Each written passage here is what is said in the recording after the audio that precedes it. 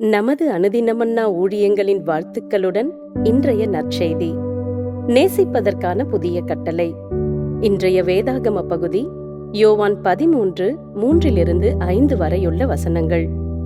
தம்முடைய கையில் பிதா எல்லாவற்றையும் ஒப்புக் கொடுத்தார் என்பதையும், தாம் தேவனிடத்திலிருந்து வந்ததையும் தேவனிடத்திற்கு போகிறதையும் இயேசு அறிந்து, போஜனத்தை விட்டு எழுந்து வஸ்திரங்களை கழற்றி வைத்து ஒரு சீலையை எடுத்து அறையிலே கட்டிக்கொண்டு, பின்பு பாத்திரத்தில் தண்ணீர் வார்த்து சீஷருடைய கால்களை கழுவவும் தாம் கட்டிக்கொண்டிருந்த சீலையினால் துடைக்கவும் தொடங்கினார்.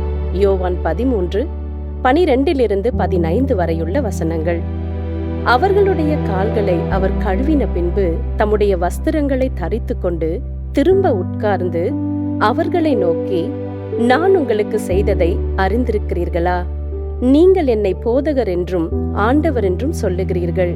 நீங்கள் சொல்லுகிறது சரியே, நான் அவர்தான். ஆண்டவரும் போதகருமாகிய நானே உங்கள் கால்களை கழுவினது உண்டானால், நீங்களும் ஒருவருடைய கால்களை ஒருவர் கழுவ கடவீர்கள். நான் உங்களுக்கு செய்தது போல நீங்களும் செய்யும்படி உங்களுக்கு மாதிரியை காண்பித்தேன். யோவான் 13:31-35 வரையுள்ள வசனங்கள். பின்பு புறப்பட்டு போன பின்பு இயேசு, இப்பொழுது மனுஷகுமாரன் மகிமைப்படுகிறார், தேவனும் அவரில் மகிமைப்படுகிறார்.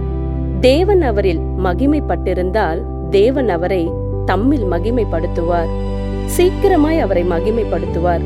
பிள்ளைகளே, இன்னும் கொஞ்ச காலம் நான் உங்களுடனே கூட இருப்பேன். நீங்கள் என்னை தேடுவீர்கள். ஆனாலும் நான் போகிற இடத்திற்கு நீங்கள் வரக்கூடாதென்று நான் யூதரோடே சொன்னது போல இப்பொழுது உங்களோடும் சொல்லுகிறேன். நீங்கள் ஒருவரில் ஒருவர் அன்பாயிருங்கள். நான் உங்களில் அன்பாயிருக்கிறது போல நீங்களும் ஒருவரில் ஒருவர் அன்பாயிருங்கள் என்கிற புதிதான கட்டளையை உங்களுக்கு கொடுக்கிறேன். நீங்கள் ஒருவரில் ஒருவர் அன்புள்ளவர்களாயிருந்தால் அதனால் நீங்கள் என்னுடைய சீஷர்கள் என்று எல்லோரும் அறிந்து கொள்வார்கள் என்றார். குறிப்பு வசனம்: ஒருவரில் ஒருவர் அன்பாயிருங்கள் என்கிற புதிதான கட்டளையை உங்களுக்கு கொடுக்கிறேன். 13ஆம் நூற்றாண்டின் தொடக்கத்தில் ஆரம்பமான பாரம்பரியம்படி ஐக்கிய பேரரசின் அரச குடும்பத்தினர் புனித வெள்ளிக்கு முந்தைய நாளான பெரிய வியாழன் அன்று தேவையானவர்களுக்கு பரிசுகளை வழங்குவார்கள். இந்த நடைமுறையானது மவுண்டி என்ற வார்த்தையின் அர்த்தத்தில் வேரூன்றியுள்ளது.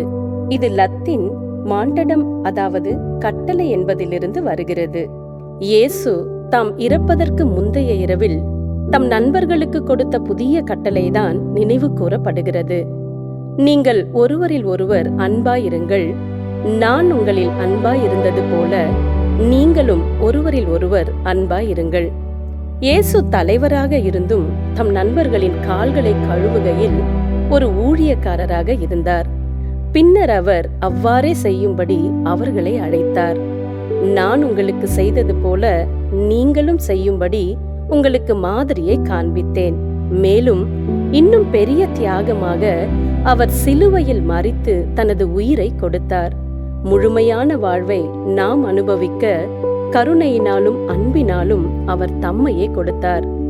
இந்த அரச குடும்பத்தின் பாரம்பரிய சேவை இயேசுவின் சிறந்த முன்மாதிரியை பின்பற்றுவதற்கான அடையாளமாக தொடர்கிறது. இதுபோல வாய்ப்புள்ள சூழலில் நாம் பிறக்காமல் இருக்கலாம். ஆனால் நாம் இயேசுவில் நம்பிக்கை வைக்கும்போது நாம் அவருடைய குடும்பத்தினராக மாறுகிறோம். நாமும் அவருடைய புதிய கட்டளையை நிறைவேற்றுவதன் மூலம் நம் அன்பை பிறருக்கு காட்டலாம்.